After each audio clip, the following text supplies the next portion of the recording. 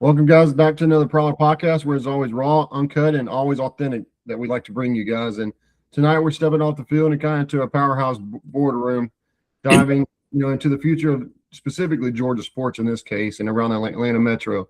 Kind of pulling back on the curtain on what it really takes to land, those high-profile bids, ignite a local, neighborhood behind it, sports and stuff. Because if you don't have a community, you can never build anything in it. But looking at the game through a different lens tonight, a visionary administrator who lives and breathes community impact, which is Jason Redman, who we have on tonight, guys. So welcome him. I can't talk tonight, guys, clearly, but welcome him to the Prowler podcast. And he's also the executive director of the Georgia Regional Sports Council. So let's give him a warm welcome, and it's going to be a good conversation tonight. Appreciate it, Preston. Thank you. Awesome, Jason. Well, I think there's need to be a lot more people like you, because if you build a community that supports athletics specifically, people will be surprised at how far it can take an athlete. So yes. But the first topic we're going to hit on tonight, Jason, is maximizing your local events, because your local events ultimately will depict what kind of city you're going to grow and what kind of leadership is going to be involved in that. We're doing a big shift here in the Memphis metro, and been very grateful to have the Memphis mayor behind us and support us in a lot of events, like the event we're setting up for this fall, which is a golf charity event. And I think it's going to be a great impact because he's all for it. And but talking about that, Jason, with the Georgia Sports Council, with a heavy focus on bringing major regional and national events right to the Georgia's backyard, but specifically where you guys live, how can the parents and coaches better leverage these local tournaments and things to give their own athlete a massive exposure without having to pay these expensive cross-country travel? Yeah. Again, Preston, thank you for having me. So Georgia Regional Sports Council, our main goal is to be the epicenter of sports tourism in the East Atlanta metro area. I simply, my elevator speech to people is that I impact local economies through sports tourism. That's primarily my job and primarily what I focus on. And that's done through other things besides sports. We have a Athlete of the Year initiative. We have a Cajun Beats and Eats Festival. Right now in talks with someone to have a major golf tournament up in Lake Lanier. But to specifically answer your question, knowing the resources that are available to you in your community are very important. Understanding how private and public partnerships work is a big thing. There are lots of corporations, companies, industries, commercial businesses that have community outreach departments, and their primary focus is to get involved in the community. However, they don't know where to go to get involved, and then no one's coming to them to ask them. And so you have funds that are just sitting idle, not being used every year, just being absorbed in the budget and just recycled and not being used. So again, understanding who your players are in the community, understanding how to be in touch with them, and understanding the resources that are available can help leverage, some of those the local massive exposure tournaments that you may see or may hear of. Sponsorship is a big part of what supports us and what we do. So building those relationships has been key for me. Yeah, no, for sure. I tell every athlete and anybody, relationships is key in this world, because if you're afraid to make a relationship, or if you don't want to talk to a person because of the way they look, you never know where that connection can go. Trust me on that. Right. So, which I got plenty of stories to say on that end. The job I got now outside of the Prowler at the FedEx, the guy that he first called when he interviewed me, the VP did, was my head coach of football, because he was roommates with my head coach in college at LSU when they both played football at LSU. Yeah. Did not know that. Yeah. But he told me that. Me, and I said, well, I'm glad I gave a good taste in his mouth for him to talk good about me, because if I didn't, you never know. Right. That first impression. Yeah. Never shut a door. Shut a door. Yeah, that's key, man. So, but talk about relationships specifically within the community, Jason. How important do you think it is for, like, let's say, political leaders to have a big, powerful voice in the community to be behind an initiative like what you guys have? Yeah, I think it's important for the political leaders to understand, again, their landscape. the landscapes of sports is different, man. You know, from I was talking to someone about that today. From when I played to now, you're looking at 2026. You got NIL involved. You have transfer portal involved. The landscape is different. So you got to go by you got to achieve the goals of what you're trying to get accomplished with building young men and women in sports through a different way in a different lens. And it takes a village, and that village will include political leaders, spiritual leaders, again, and businesses to all combine to build that community and just to put some support behind the young athletes of today. They need that more than anything. No, they do definitely.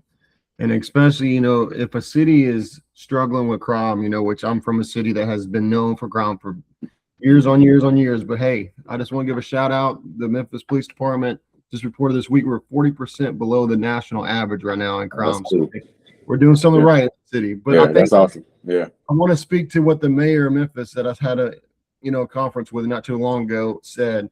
He said, if you're not investing in the youth, you can never get a change to continue to evolve into a change. Right. I think that speaks volume because everybody needs to be focused on, but the youth generation that's going to be the next to follow, that's going to be the next to replace jobs, and that's going to be the next to innovate things and everything else. You have to have the discipline in place for them to be set up for success ultimately. An initiative that he's got going on in this city right now is called Clean Up the Parks. Mm-hmm. Because there's several abandoned baseball fields, several abandoned even football fields across the city. And within this last year, they reopened 22 of them. And they, a lot of sports leagues have redeveloped in those areas to, sprint into the areas that they wouldn't want to play in. Right. And it's been a big impact. And also, what he also said is if you give these kids something to do that's free, that the city earns taxes every year, put it towards something that is more productive than, there's several other things the city uses it for that he said, but I can't remember off the top of my head, but use it towards something that they can have something to go to instead of just going home and their parents are not home or something. And what better way is sports, and I think that's a good avenue that he said. And I think that's a big focus of his. And that's why he's had so much success in his first 2 years of why crime has steadily decreased in the city, because if you have the youth in an athletic team or something, they're too occupied to focus on anything else. They're too busy to get into accidental trouble. That's what I call it.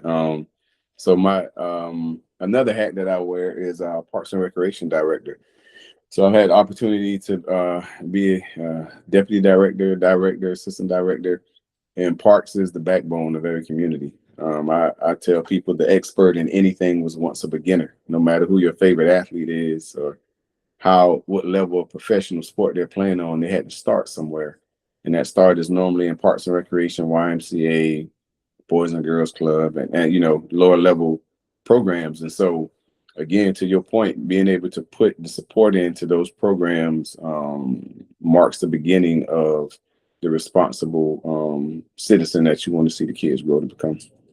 Yeah, no, that's exactly right. And I think what's cool also, and not to brag on my city anymore, is the community in these areas of these parks have revived. And instead of the city coming out and landscaping them, there's been members of those communities volunteer to mow the grass, keep up with it. And when you have that kind of initiative, it brings a community together even more that used to be broken, and you see a better outcome in normal cases, because then people start reuniting in a lot of ways. The athletics world brings people together, so what better way to do it through that avenue? So oh yeah, absolutely. But jumping to question 2 tonight is building affordable and grassroots visibility. And I think this one's also very important because as we were talking about, as you kind of mentioned earlier, the pay to play model has become a very common NIL, right? And it could put extreme financial strain on families. I've seen it across the board. So from your perspective of sports leadership, how can local coaches and parents plug into their communities, like we were talking about a minute ago, through organizational initiatives like yours to create affordable grassroots visibility truly for the kids who are in that community that often get overlooked? Yep. And right before you and I came on live, we were just talking about my induction into this, the organization I just was inducted to Friday. And we have a sports arm, and it's dealing with mentorship. So again, the parents have to understand, the coaches have to understand what resources are in their community, in their backyard. The kids who play in that program do not pay to play in that program. They play in top-notch tournaments. They play in on the radar, which I'm sure you've seen in Memphis.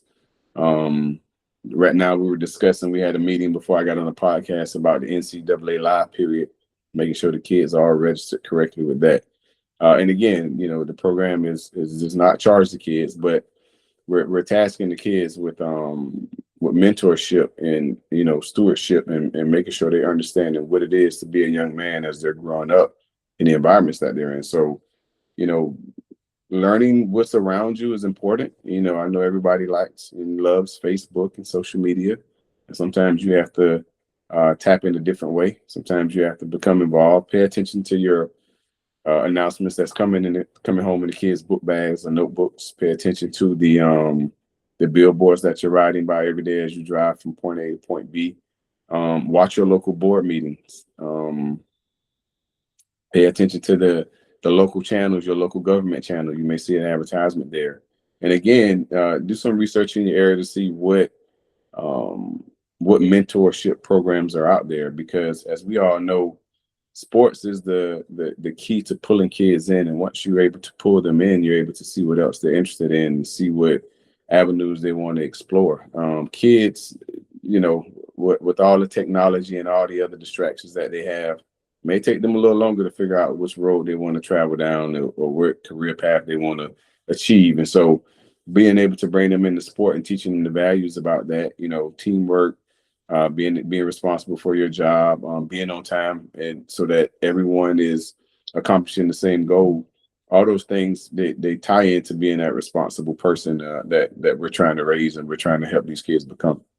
Yeah, no, for sure. And they need those mentors in their life, because not every kid is fortunate enough to have a mentor in their life to do that for them. Yeah.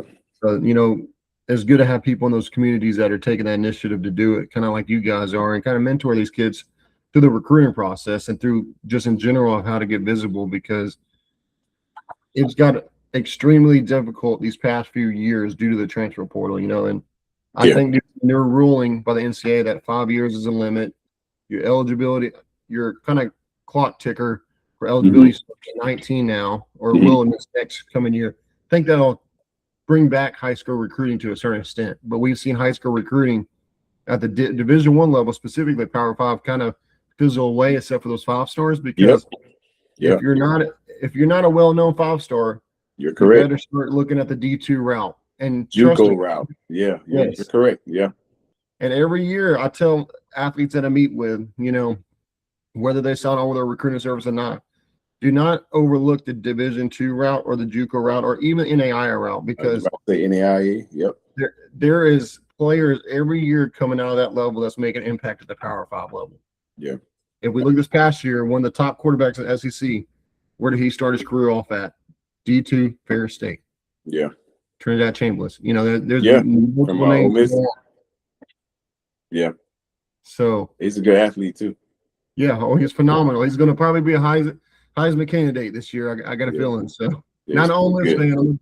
I'm a Georgia fan. I think we talked about this not too long ago, but that guy's got a chip on his shoulder, and I think especially now that Lane Kiffin left him high and dry, he's going now. So, and I wouldn't want to be in that Oxford Stadium when Lane Kiffin comes in. That's going to be an interesting matchup. Yeah, that's going to be really, really interesting matchup. I can't wait to see that game as well. Yeah, they might have to have the National Guard at that game or something. Yeah, it's going to be a lot of. Yeah, it's going to take a lot of security for that one. Yeah. Yes, for sure, for sure.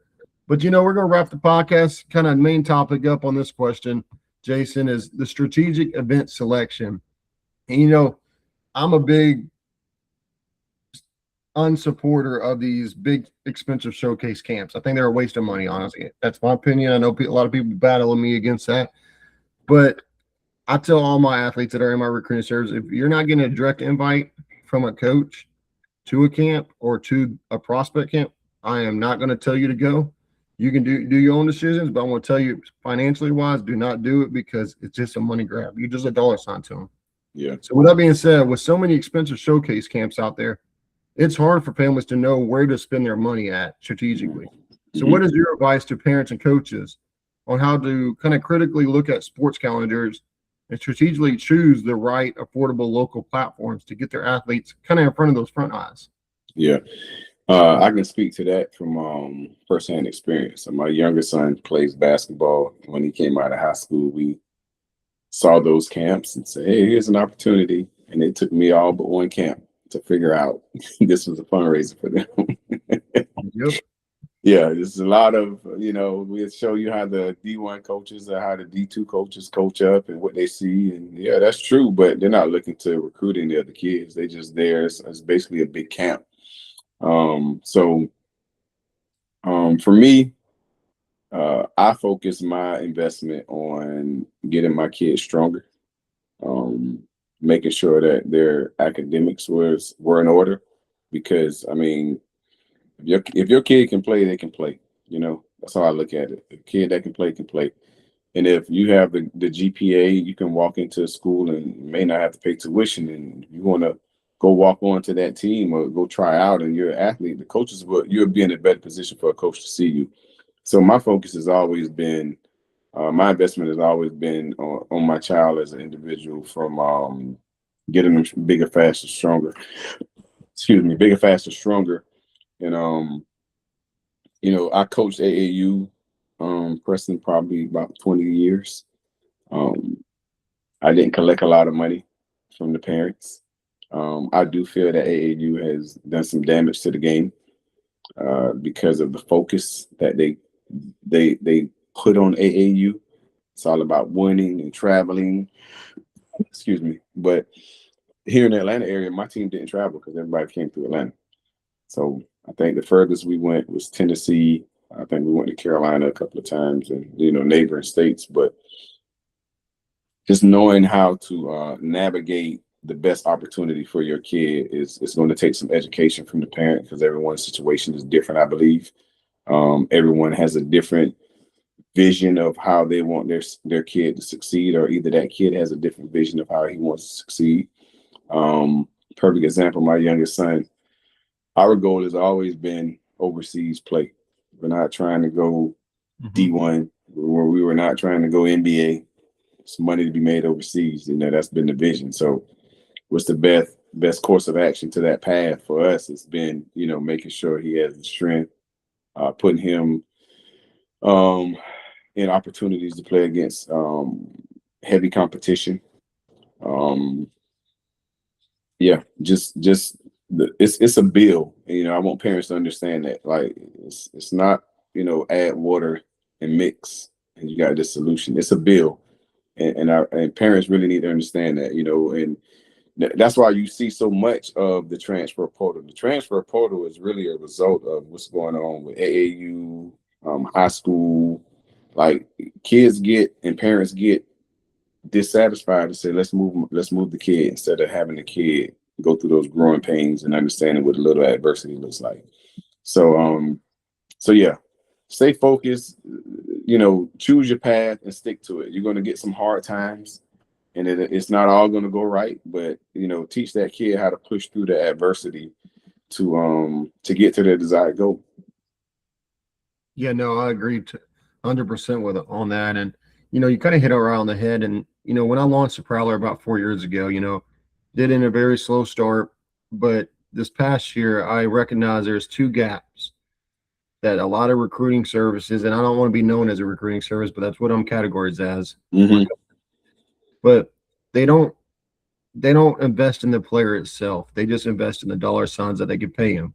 I tell athletes all the time, that's why we offer a free package as well, because not every player has the affordability to afford what we offer. But this past year, I brought on my former strength coach as our nutrition coach and strength coach, because if you come onto the Prowler, we want you to be able to have the resources to not only be visible as possible, but also become the best athlete in person. And with bringing him on, he writes them a plan. They check in every month based on that plan and where their weight and all their measurables are meeting, right? Yeah. That has tremendously increased a lot of our athletes' capabilities. Like, we had a basketball player this past season. He wasn't the quickest, but he had a weight issue. He was a very good power forward, and now he's playing at JUCO in Dodge City, in Kansas, which is a very known JUCO, right? I was about to say that's a big JUCO program. Yeah. Yes. But he went from weighing 262 going to his senior year, and he started his recruiting service with us around last November, right when I signed him on. And by the end of December, he was weighing about 222 due to that program we put him through, and that's including our fees. Mm-hmm. That kid now comes back to me and tells me all the time, and he sent plenty of athletes to us now, and they all want to know who that coach is that helped him. But that's a thing. And then we also got an administration council that meets with our players every week, because not every kid has resources at school to stay structured in their academics and know what they need to be taken in school properly to put them in a good place, right? A lot of schools don't measure their students the right way. So we have a counselor that meets with our athletes that we have in our recruiting service every week, just for 30 minutes, just to provide, maybe they need to reach out to someone that's not part of their family and just talk, or they need advice in some situation, and that's why they meet weekly. And that's helped us streamline a lot of easier things as well. And that's all built into our fees. And those were two areas that I noticed that, kind of like what you said, are kind of missed a lot of times, a lot. Your strength and your health. Yes. That one right there will weigh its own in a lot of ways, because a coach will know when you show up on campus if you're in shape and if you've been doing the right things outside of there. If you haven't, then you go shuffle to the back of the line. So absolutely. I just think like you say, again, just to close out your question, focus on making that kid an athlete and a whole person, a well-rounded person. I mean, their level of success, their chances of having great success will be greater than the kids who are just in the gym getting drilled on their bag, or the kids that are just playing 7-on-7 tournaments all summer. The strength and the unit of the body is very important, and they'll be able to show their skills and abilities when they feel that strength, and that just gives them more confidence. So I spent a lot of my investment on that. There's a lot of sacrifice. My son was up at 5 a.m. working out before he went to his first high school class. So it takes an investment, but you got to be willing to do that go the extra mile for that piece of success. No, it's exactly right. And some of the best players went that extra mile. I mean, you got a player in your background that was cut from his high school team his freshman and sophomore year. He never gave up the strength. And he never gave up. I know a lot of people argue with me on it, but he's still the all-time GOAT. I don't care what anybody got to say. Man, you sound just alike, man. I have that argument all the time. Yeah. I'm not going to say names, but if you got to go to your 16 still and try to be the GOAT, I think you got an issue. Look in the mirror. And my guy right here took what he had, Hey, both drafted to him. He took what he had. Both of those guys took what they had. Not both a single of them ever looked elsewhere. Yeah, both of them took what they had. You're right. So they were remembered by one team and one team only. Yeah. What would this other? I'm not gonna say names, but what would this other one be reminded of? I guess you say every team in the NBA. I don't know. But with that being said, athletes, look at the type of player Michael Jordan was. Greatest guy to play the basketball game all time, but he was cut from his freshman team and sophomore year in high school. Yeah, never gave up discipline. So. Yep. But James, we're going to jump into the spotlight tonight, and I think this is a good one for all major cities to hear, because you guys are placed right outside Atlanta Metro, which Atlanta is one of the actually might be the biggest city in the South. I'm not sure. Atlanta and Miami is pretty close, I think. But reimagine the recruiting game. Most recruiting services use a predatory pay-to-play model that charges families thousands of dollars just to host a video online, pretty much. Mm-hmm. Like I said earlier, the Prowler tries to be different. We try to focus on a real-time advocacy and kind of build a community culture and try to invest in an athlete more than just an athlete on the field. So looking at the Georgia Regional Sports Council, you guys have built a kind of a blueprint that I will truly be honest that Memphis desperately needs, not only in the Memphis city, but the Metro and the Shelby County area, because we don't have an organization like this that unites local businesses and the government to bring major events directly to like you guys' backyard.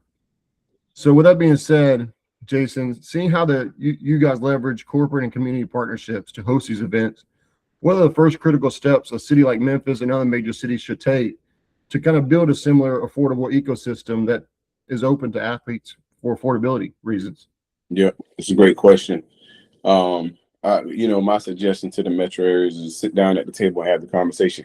Everyone's doing the same thing in their own silo, right? And everybody's just spinning the wheel and basically competing with each other instead of streamlining what's going on. Sports Council is a catalyst and it drives what's going on. And like you say, we're able to be the connector between the local businesses, the local government.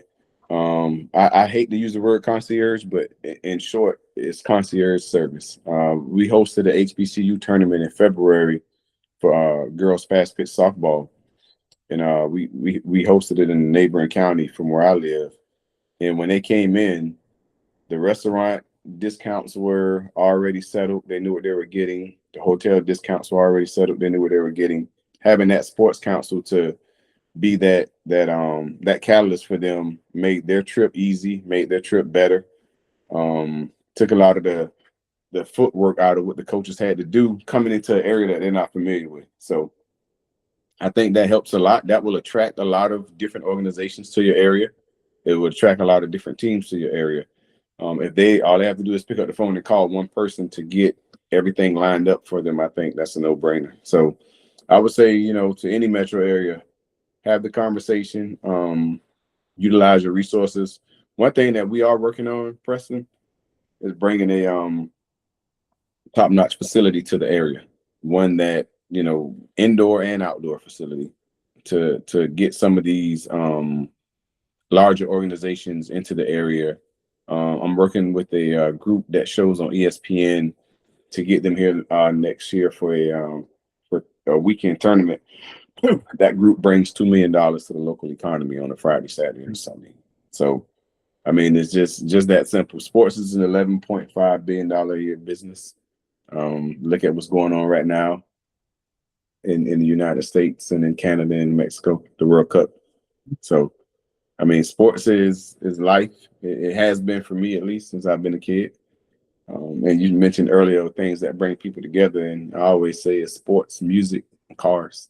Bring anybody together. So, yep, no, exactly right. And the sports world is a very dynamic world. People leave their religion, political, everything at the door, and they cheer for the same team. That's I say the most magical thing in the world, because when you walk into any type of stadium, you just said the FIFA Cup. Yeah. Let's say you walk into the FIFA Cup to watch, the United States play. I think it's Norway tonight. I can't remember properly. When they playing, yeah.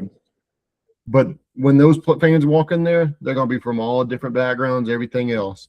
But the one thing they're going to be doing is cheering. They might argue about what team's going to win, but nothing else outside there matters. And I think that's what's so magical is when you have a sports world and an ecosystem that comes together inside of a big city, let's say like Atlanta, you form like I said a minute ago, ecosystem that helps young athletes prosper and see what a youth can be in the longer term.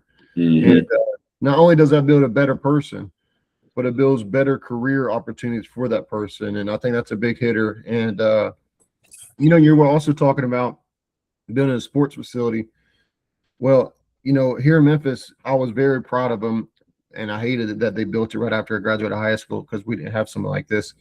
But I actually live like 4 minutes away from it. It's called Memphis Sports and Shelby County Event Center. Yeah. I think I talked with you about it. It's got like 6 basketball courts in it, and they're multi-use basketball courts. They play volleyball in there, they play basketball, and they also play tennis. Yeah. And outside they have 3 football-sized fields for flag football. They also use it for women's flag football now. They use it for soccer, and that is all on University of Memphis property. Wow. And no athlete has to pay. I mean, if you play for AAU team or a travel volleyball team or a travel flag football team, your team is paying for a fee to get in that tournament, but otherwise it's free to the city. And numerous of high schools practice at that facility because it's better than what they have on site. Right. And it's helped a lot of, players be able to go after hours as well because they're open. They have open gym and open field hours as well. Mm-hmm. And when you have that kind of opportunity, not only are you bringing athletes together outside of school, but you also give the athlete, like we said earlier, an avenue to stay out of trouble. And I grew up here in Memphis, so I know it. The streets would kill anybody. I grew up with several athletes that should have been in the NBA, NFL by now. Right. They either got mixed up in the wrong part of the street or they were in the conflict in the street and ultimately didn't come out. And it's a hard thing to see, but it's a good trend to see because, like we said earlier, if you invest in the youth, it will turn around. So yeah, absolutely. And I would say too, just to add one thing that separates us, like I said, everybody works in their silos. You got a lot of counties and cities that got their own individual tourism, CVB, sports, sports arm, but we focus on the regional. It's not just the area where we're based out of, which is Conyers, Georgia. We focus on right now. We serve 9 counties, so I think that's big. And anything that we want to do, stepping into someone else's backyard, making sure that we have the conversation to collaborate with them, that's been key for us as well. So, that's awesome, Coach. Well, we're going to leave the podcast at this, but we always close it off with a podcast poll question, which you can, if anybody watching this or watching this later, can always tap in on our YouTube channel or in our post section, and the poll will be there for you guys to vote as well. But what is the biggest hurdle you think keeping most local communities and cities from building a unified, affordable sports recruiting ecosystem like you guys have done in Georgia? Is it lack of corporate and local business sponsorship? 2, disconnect between local coaches and major venues and facilities? 3, lack of unified sports council or leadership to drive it ultimately? Or the last one, over-reliance on expensive out-of-state travel teams? I think it's the lack of unified sports council or leadership to drive it. I mean, everything else falls into place. Once you can get a strategic plan in place and you get a goal in place and you get the work laid, the foundation laid out for the work that you want to do, everything else comes into place. I can't say it's lack of corporate because, again, the businesses and the local and the corporate and local businesses, the sponsorships are there. They have community arms in their businesses. Local coaches know the major venues to go to. They're just paying out the wazoo, playing them. And the out-of-state travel teams are coming. They're going to come to Atlanta. Atlanta has several facilities here, I will say, that are very good, top-notch. So, this is a place that everybody wants to come and stop. I remember, again, when I was coaching, we were playing up in Sewanee, and I was playing against a team from North Carolina. And then me and the coach were standing on the sideline. He said, we have nothing similar to this in North Carolina in the facility that we were playing in. So the teams are going to come, but, unless you have a vision or a strategic plan, Preston, it's going to all seem like it's all over the place, man, until you can get someone to drive it. No, for sure. And that's why I say if a political leader wants to make an impact and show results, drive something in the youth community, because if you do, that'll give you better results than anything else that you could possibly do, I believe. So, yep, absolutely. But, Jason, we always close it out with a quote that kind of matches our podcast discussion. I think tonight hits a good one with Bob Costas. He said, the best thing about sports is the sense of community and shared emotion it can create. Kind of like we were going back earlier talking about. Everything's left at the door. Nothing matters but sports when you walk in there. Right. It's a big impact. But, Jason, before I close it out, you got any last remarks you want to give maybe current athletes that are in the portal or in the high school recruiting wild life cycle that there is now, or coaches that are trying to get their feet wet with helping their players get recruited? For the players, I'll say don't run from the adversity that you face. A lot of kids are looking for magic, but they're running from it in the same breath. You got to stay in there and just be able to critically think about what your next steps are if it's not going your way.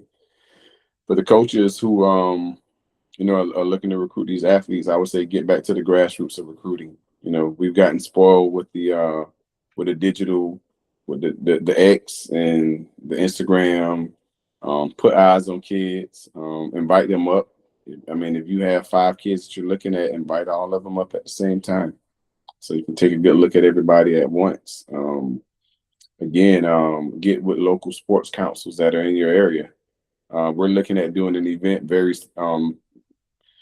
it's a new event with a sign up where we put every athletic team in the region in one place and allow parents to sign up there. So just understanding again your resources or that's around you, Preston. I think that's the key. Yeah, no, I definitely think that, and definitely research your resources, because you might not be aware that is out there, but there's probably something out there that can benefit you in your community.